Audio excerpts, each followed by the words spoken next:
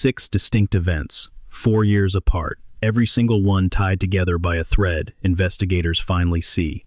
Nancy Guthrie. Snatched from her Catalina foothills home in Tucson during the dark hours of February 1st. You've seen the masked man on the ring cam, the blood on the porch, the silent pacemaker. But this video focuses on the lead-up, the weeks, the months, maybe even the years before the hit. This wasn't some random crime of opportunity. It was a campaign, a long-game hunt. It started with a dog. By now, the basics are clear. Nancy Guthrie is 84 years old. She's the mother of NBC's Savannah Guthrie, living alone in a secluded community in the foothills. A grandmother, a baker, a woman of faith, but she's fragile, needing daily medication for her heart. She wears a pacemaker and was mentally sharp, active, deeply woven into the fabric of her neighborhood. Sheriff Chris Nanos made one thing very clear. Nancy could not walk 50 yards on her own. Her mobility was severely limited. Physically, she couldn't leave that house at midnight and just vanish. That single fact is why they treated this as an abduction from the jump, immediately. Nobody with her physical limitations just walks out at 2 in the morning into the Arizona desert. Family last saw her alive on January 31st, 2026, a normal Saturday night. Her son-in-law, Tommaso Cione, married to Annie, drives her home after a family dinner and games. The garage door opens at 9:48 p.m. At 9:50, it clicks shut. We assume Nancy was home, safe, getting ready for bed. That was the story, anyway. Sheriff Nanos laid it all out, the board, the timeline, the cold, hard reality of the clock. 5:32 p.m., roughly. Nancy heads to her family's place for dinner and some downtime. She's playing games, visiting. At 9:48 p.m., the drop-off happens. It is a tight schedule. Everything matches. The family's account, the digital logs, that garage door sensor recorded it all. Door opens at approximately 9:48. I cannot stress that enough. Approximately 9:50. The door closes. Nancy is inside, supposedly heading to bed for the night. Sunday, 1:47 a.m. The doorbell camera disconnects. At 2:12, the sensors detect a person. There is no video, no subscription, no cloud backup to save the evidence. The system just loops. It overwrites the truth. The analysis teams confirm the footage is gone. The next morning, February 1st, she is gone. Wallets on the table, phones in the house. Her Apple Watch, the pacemaker link left behind. Her life-saving medication, untouched on the counter. Then they found it. Drops of blood on the porch, trailing toward the driveway. Signs of forced entry. The FBI and Pima County confirmed it. This was a targeted abduction. Sheriff Nanos was blunt. They think they know why this happened. She was the mark. The suspect remains a complete ghost. The reward stands at $1.2 million. A full million from the Guthrie family. $200,000 from the FBI and an anonymous donor. And the man responsible? Still out there. Now, look at the long shadow. Because Nancy Guthrie's disappearance doesn't actually begin on February 1st, not even close. It starts in January, or maybe even earlier.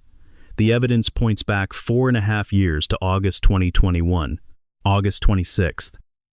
Nancy logs onto Facebook and types a message. She's frustrated, confused, a little spooked by what she sees.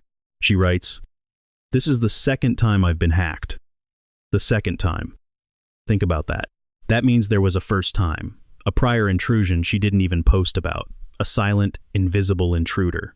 By late summer 2021, someone was already inside her private messages, watching. And they came back. A friend told her to change her password, a simple fix for a predator already inside. Nancy was an active user. She shared the grandkids, her baking, and every small family moment that made her life. To the world, it was social media. To a predator, that profile was a blueprint, a window into her days, her routines, her habits, who came by, when she was vulnerable, when the house was empty, and she was alone. In isolation, a Facebook hack in 2021 is nothing.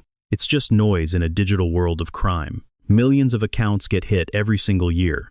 Phishing scams are a plague. Poor password hygiene is the norm for everyone.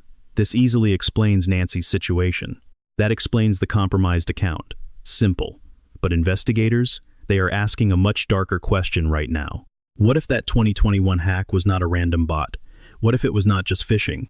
Imagine someone wanted her life, her contacts, her photos, her location patterns. They wanted her entire daily routine. Look at Facebook Messenger. It is not just messages. It is a digital diary, a record of life. It maps her circle, who she talks to, how often. It shows her grandkids because Nancy shared photos. She tagged her kids. She posted from home. That is a geotag. It hands over her entire schedule. Timestamps do not lie. They show when she is alone, when she is vulnerable, when she goes to bed. It tracks the early risers. The same routine, week after week, year after year. A predator's blueprint. Messenger syncs everything. Her contacts, her friends, a massive web of relationships now exposed to a total stranger. It leads to Savannah Guthrie's profile, to her family, even to the neighbors who commented on her posts. Think about that. 4.5 years of someone just watching, passive observation, pure, calculated patience. From August 2021 to February 2026, Nancy kept posting. Seasonal routines, family holidays, everything documented.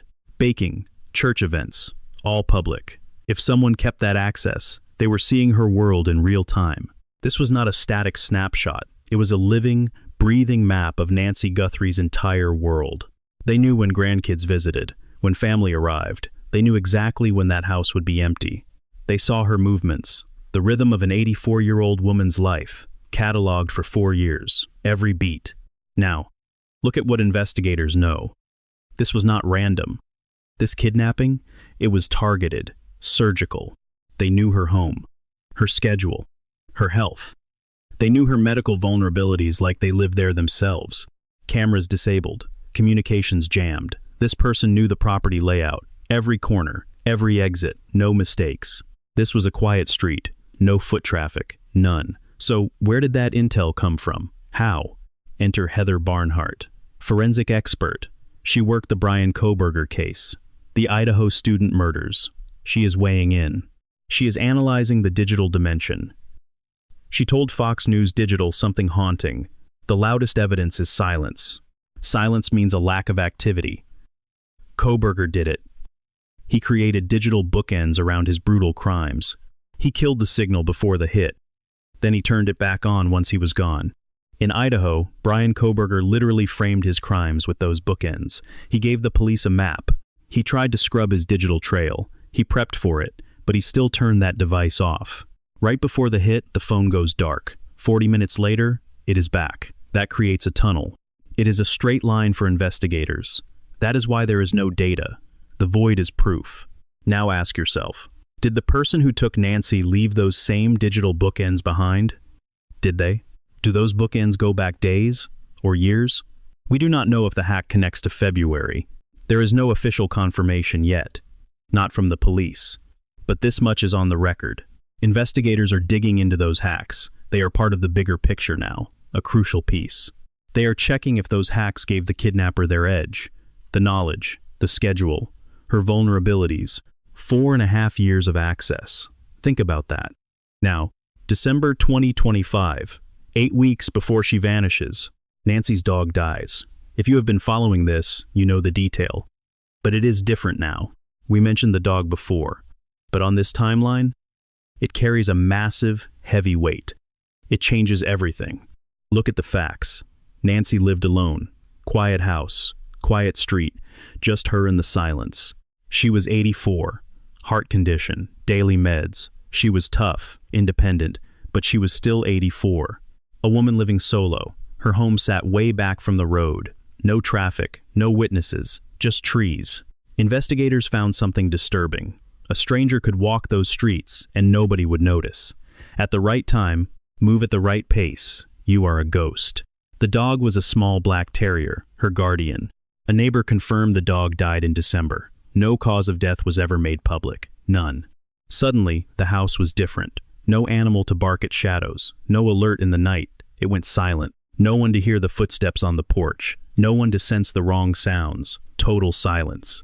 Let's be clear. There is no confirmed link between the dog's death and the kidnapping. Not yet.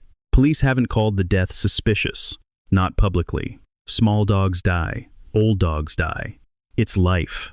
But think, if you're plotting a hit on a house, if you've spent months watching it, monitoring, studying the target's every habit. You'd notice the dog, you'd know its routine, every single bark. You'd know its schedule, what it reacts to. If that animal was a real threat to you. December 2025, the threat is gone. Think about that for a second. The deterrent vanished. A dog isn't just an alarm, it's a wild card, a variable you can't control from outside. You can hack a camera, map the Wi-Fi, clock a resident's schedule. Those are easy, they're static. But a dog? They react to things no plan can predict.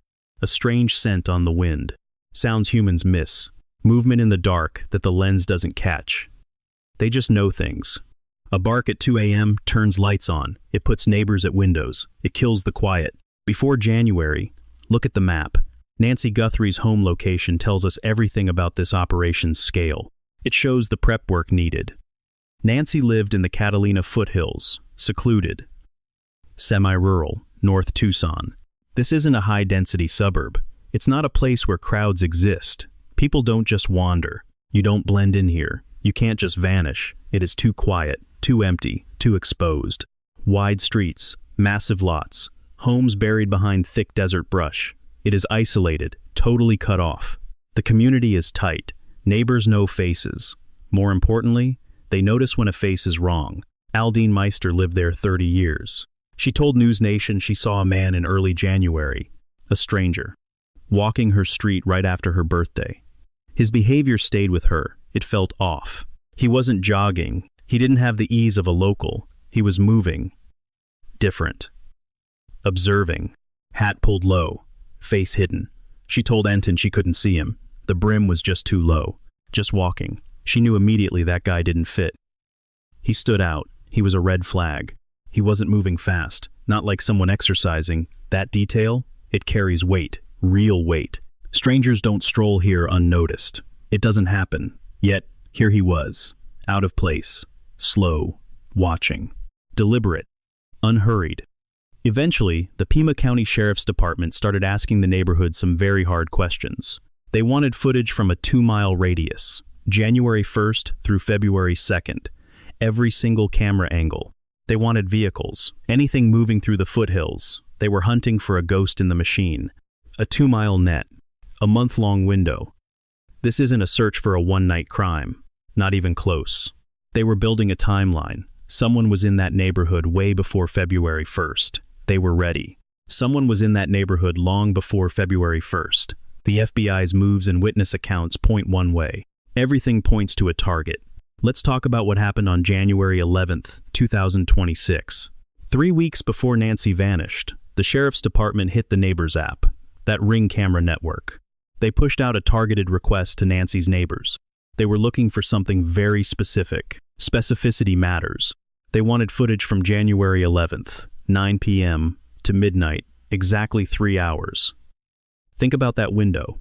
Cops don't get that detailed for nothing. They aren't fishing. They have a reason, a real target. They aren't hoping for luck. That 3-hour window on that one night, it means something happened then. Investigators know it. They have a tip, or an electronic trace. Something told them to look right there. A digital breadcrumb, a whispered word, something signaling those exact hours. They haven't said why, not yet. The reason is still a secret. No public explanation, nothing. But we know what else was happening. Look at the overlap. Aldine Meister spotted that stranger around her birthday, January 8th, 3 days prior. 3 days before that midnight window, she saw him, slow, watching, hat low. He wasn't passing through. He was observing, taking it in. She couldn't see his face, just a shadow in a low-brimmed hat. No face, just a shadow. Ex-FBI agent Maureen O'Connell broke this down on Brian Enton's investigative podcast. She explained how leads turn into priorities. Tips don't stand alone. One report is just noise. Footnotes. A lone report is low priority, but when you get multiple independent accounts, that's a target pattern. Witnesses tell the same story. A stranger in a quiet neighborhood, moving at a weird pace. Reports are piling up. The stories overlap. They push a person, a date, and a window right to the top of the pile. She hinted the feds got several tips pointing to January 11th. Someone finally talked. Someone told them exactly what they saw. Whatever they saw was detailed enough to lock the entire neighborhood search onto one 3-hour window. Just 3 hours. Look at this. The cameras on Nancy's property, the backyard, the side of the house, the FBI went straight for them. Agents didn't just watch. They pulled every thumbnail from those motion-activated sensors. Every single frame. Those images told a story. People were in that yard for weeks, leading up to the day she was taken. The cameras caught movement everywhere, shadows passing by in the final days before Nancy went missing. The feds spotted several figures in those sensitive areas. They were there during an unknown window before the kidnapping. We don't know who tripped those sensors, but the pattern is everything. It's the common thread. The focus on January 11th, neighbor sightings, and confirmed figures in the dark. It paints a grim picture. You can't ignore it. Someone was scouting that house long before February 1st. They were already there. The feds are asking when, how often, and who. The timeline sharpened when they added a second date. March 16, 2026. Brian Enton, the reporter who's been all over this, drops a new update. His report adds fuel. Along with January 11th, a neighbor says the FBI is laser-focused on January 24th. Agents are asking questions. They want to know everything about that Saturday, January 24th. That's exactly 8 days before Nancy vanished. 1 week and 1 day. 8 days out. As of right now, the FBI hasn't said a word about why January 24th matters. They're keeping quiet. Enton says agents grabbed footage from a neighbor's security system, but they didn't say why. Not a word. Here's the connection. The masked man on the doorbell camera? He'd been there before. The feds confirmed it. That suspect didn't just show up on February 1st. He'd visited her home on multiple occasions. It's official. The public photos show the suspect in different gear, sometimes with a backpack, sometimes without. A source told CNN one photo wasn't from the night of the crime. It was from a different day entirely. Feds believe the suspect didn't just stumble onto the house. He visited multiple times before taking her. January 24th fits the mold. January 11th, 3 weeks out. January 24th, 8 days out. January 31st, the night before. February 1st, he comes back for her. The timeline is set. If the evidence holds, we're looking at a professional reconnaissance mission. He was hunting. Multiple trips, multiple chances to test the perimeter, the cameras, the lights, and the neighbor's habits. He knew the dog was gone. He knew the routine of an 84-year-old living alone, bed early. He had plenty of time to find the weak spots and map the yard. He knew the layout. This isn't passion. It's not a crime of opportunity. This is cold, hard preparation. The FBI has those dates for a reason. They have proof, electronic footprints and witness statements, cell pings and car data. Something locked January 11th and 24th into the file. It wasn't a guess. January 31st, 2026. Nancy Guthrie has dinner with her family. Just a normal night. There's nothing weird about it. She's happy. She's with her people. She's just Nancy. The grandma who baked pineapple upside-down cakes and shared Facebook videos. She was a staple. She was everything to them. After dinner, Tommaso Cion drives her back home. Her garage door opens at 9:48 p.m. It closes at 9:50, 2 minutes. That's the last time they see her. But that morning, around 10, a suspicious car was on Via Entrada. That's the road near Nancy's place. A vehicle that didn't belong, just sitting there. Later, feds asked neighbors for every scrap of footage from 9:30 to 11 a.m. on January 31st. They were looking for that car. One more data point, a vehicle parked where it shouldn't be. The last day ends. Midnight hits. January becomes February. The clock starts. Somewhere in those dark hours of February 1st, the plan moves. Nancy doesn't survive it. Her last social media post was January 27th, a tribute to a veteran named Alex Pretty. Then, silence. She hit Memorial Hospital days after he died, a small human gesture, the kind she always made. She saw a man who mattered, and she remembered him. 4 days later, the whole country would be desperate to find her. February 1st, 2026. Dead of night, something shifts in the neighborhood. Neighbors talk. They tell investigators and reporters that their internet just died that night. No quick glitch. A total blackout, long enough to kill every smart device on the block. It hits in the middle of the night, right when police say Nancy Guthrie was snatched from her home. One neighbor, the one closest to Nancy, checks his ring footage the next day. He finds a massive problem. The video is gone. In his words, it was mysteriously not available. The footage that should be there is just absent. A blank screen. Right when Nancy was taken, Brian Anton confirmed the gap himself.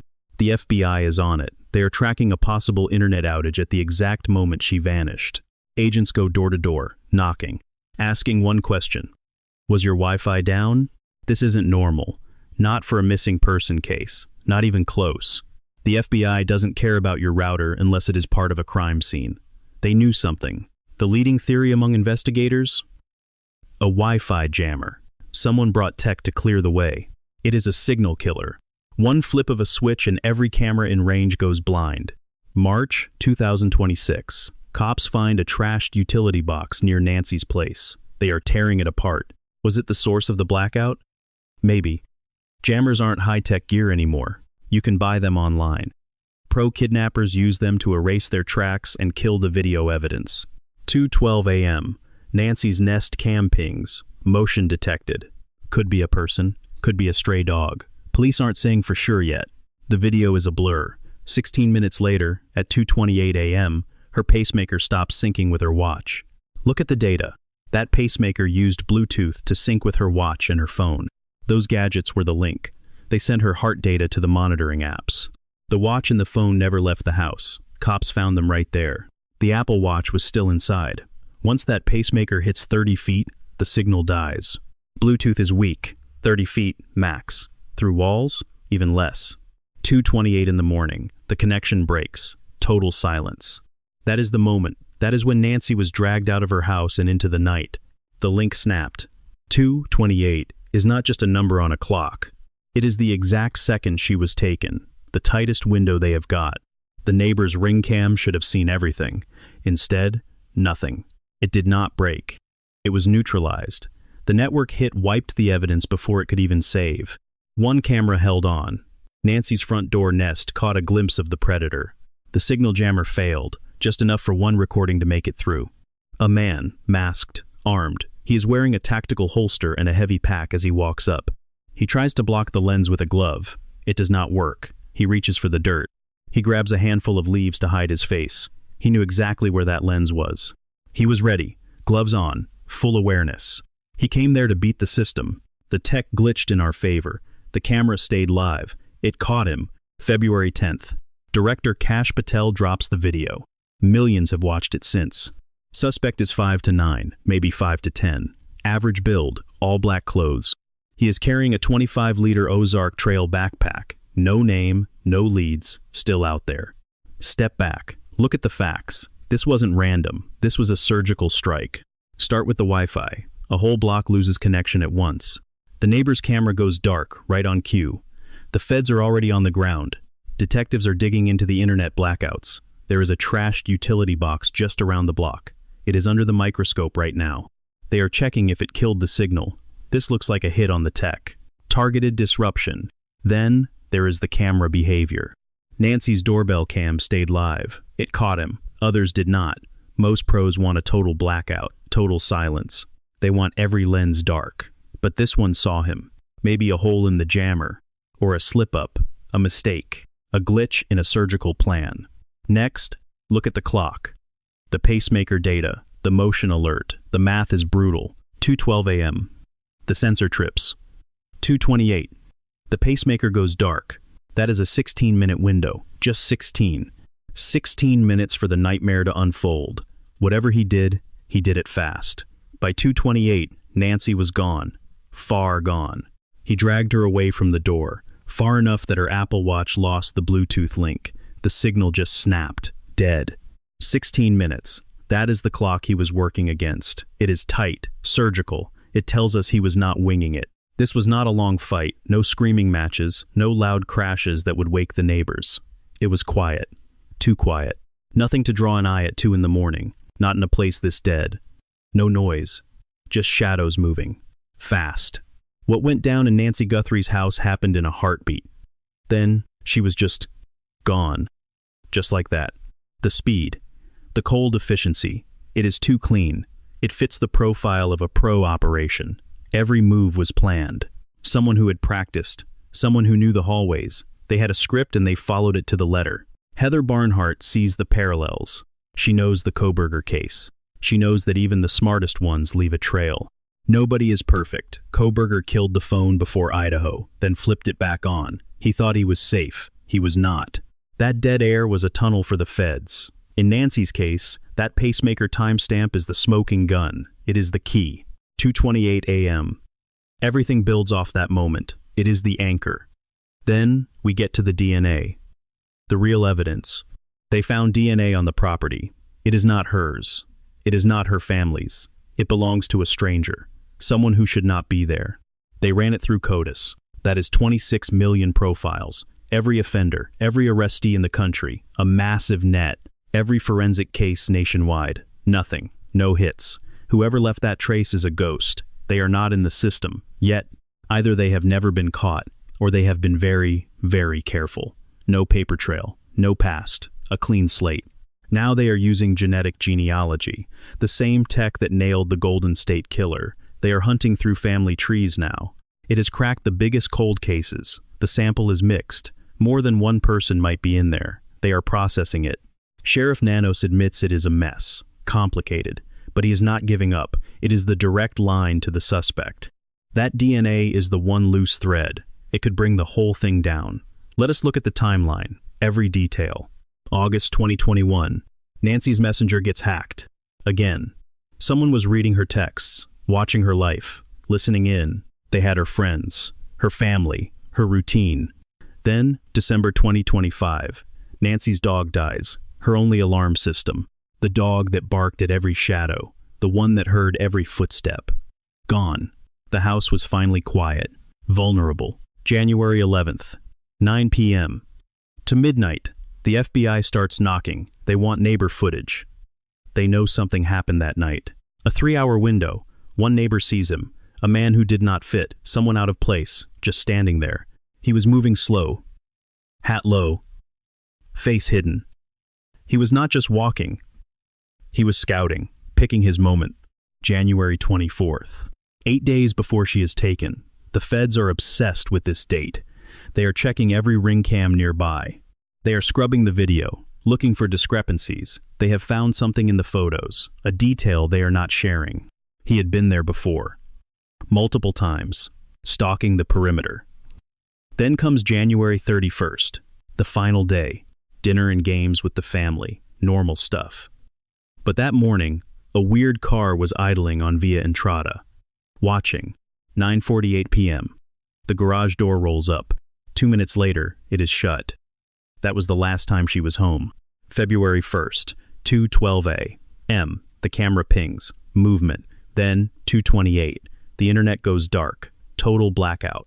A neighbor's ring cam cuts out. A hole in the history. Nancy's pacemaker stops talking to her watch. The link is broken. The Nest cam catches him. A masked man. Armed. He tries to block the lens. First his hand, then some bushes. Blood on the porch. Drops leading to the driveway. A trail of violence. Nancy Guthrie vanished into the night. Forever. This was not random. It was targeted. They think they have the motive, and they think he had help, accomplices. It was not a solo act. There were others. The timeline reveals a pattern, a cold, calculated sequence of events. This is not a guess. It is fact. This was not a crime of passion. It was a slow build, a countdown to February 1st. They mapped the house. They found the weak spots. Then, they struck. It was a perfect execution. Almost. This took high-end gear, dry runs. This was a level of tactical awareness that goes way beyond what some street-level thug can manage. This is the definition of targeted. It's not just Nancy. They didn't just pick her. They stalked her. They learned her life. They prepped, then struck with methods that proved this was a long-term plan. The dog, the hack, the jammer, the timing. It wasn't luck. Look at the profile you'd need for this. To do this to Nancy Guthrie, you need patience, serious patience. You need to watch a house for weeks without being spotted. You need the technical chops to source gear that can kill every wireless signal in a suburban neighborhood. That takes work. You need to know the dirt. You need to know the yard, the blind spots, the locks, the floor plan of a home you've never entered. You need a ghost car, something that slides through a silent street at 2 in the morning without being seen. Then, the nerves, 16 minutes, in the pitch black, Get in, get out, and don't wake the neighbors. Not once. That's not a crime of opportunity. That's not a junkie's score. That's a hit, a professional strike. This wasn't some random burst of violence. The profile here points to one thing and one thing only. Someone who treated this like a military op. That's why the feds keep using that word targeted. That's the profile. $1.2 million. That's the price on his head. 6 weeks in, and they know the why. They just don't have the who. Yet, Jason Pack said it best. Every byte of data brings them closer. Cell towers, credit cards, every thread of clothing. The net is closing. The timeline is getting tighter. The truth is right there. It's mid-March, 2026. 6 weeks since she vanished. No one's in cuffs. The killer is still out there, walking around. The FBI description is basic. Male, 5'9", 5'10", average guy. He was carrying a 25-liter Ozark Trail backpack. That's the detail. But there's something else on his skin. Surveillance caught a mark on his right wrist. Maybe a tattoo. Experts are squinting at the footage right now. Black and gray ink. A unique design. Something to narrow the search. Meanwhile, the DNA, it's a dead end. For now. They're running genetic genealogy, looking for a cousin, an uncle, anyone. The gloves they found, also nothing. No CODIS match. One glove belonged to a local waiter. He's clear. Then there were the notes. The ransom demands. Sent to the news. Most were junk. One guy's already been locked up for sending a fake threat. Sick. The Guthrie family is desperate. They said they'd listen to demands, but they need proof. They need her alive. Sheriff Nano isn't budging. He says they've had the same theory since day one. They know why she was taken. But they're keeping that motive behind closed doors. For now. And the scary part, this guy could strike again. Former FBI agent Maureen O'Connell says that reward money is a game changer. 1.2 million. That's heavy. It wrecks the trust in a conspiracy. If there's a partner, a driver, a lookout, they're looking at that cash. Every single day is a choice. Do you stay loyal or do you take the payday? It can be anonymous. $1 million changes your life forever. Someone knows where she is. Someone always knows. And eventually, the money starts talking louder than the loyalty. It screams. Nancy's daughter, Savannah, says they're barely hanging on, blowing on the embers of hope. She knows her mom might be gone, but she needs the truth. She needs her. The task force is still grinding. 10,000 hours of video. Think about that. 10,000 hours of footage. It's one of the biggest digital drags in history. Somewhere in those archives, the DNA, the pings, the answer is there. It's hiding in plain sight. Nancy Guthrie is 84 years old. She's out there without her meds, alone. Her Apple Watch is still on the table, sinking to a heart that was moving further and further away. Someone walked into that house. Someone walked out with her. The clock is ticking. The world is watching. Savannah is still waiting by the phone, still hoping for a miracle, still waiting for the door to open. The task force hasn't slept. They're scanning faces, analyzing gaits, tracing the ghost in the machine. 10,000 hours of shadows, 10,000 hours of noise. They just need one frame, one slip-up. The Ozark Trail backpack, the wrist tattoo, the jammer. The killer left a trail, even if he didn't mean to. DNA doesn't lie. Data doesn't forget. The answer is in that pile. They just have to find it. Nancy Guthrie is still missing. 84 years old. She's out there somewhere. Without her medicine. Alone. Her Apple Watch sat on that table, syncing with a pacemaker moving deeper into the dark. Every minute that passes, she's slipping further away.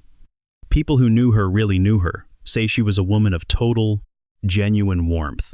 A grandmother who baked for the kids and shared tribute videos for veterans she never even met.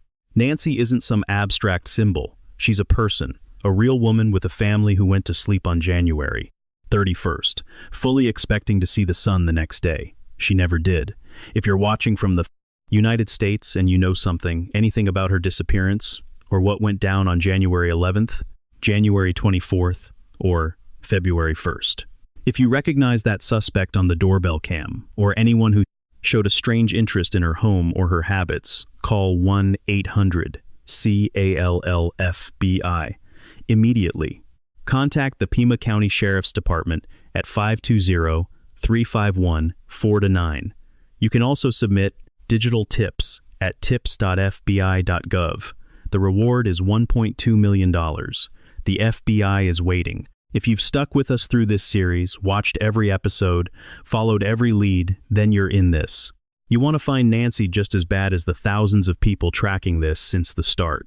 You know the details are the key. The dog, the Facebook hack, January 11th, January 24th, via Andrada, the Wi-Fi jammer, the Google Nest camera that didn't die, 2:12 in the morning, 2:28 in the morning. Every single piece tells us something about the person who staged this. And that person, they're still out there, walking free. Don't go anywhere. We're staying on this.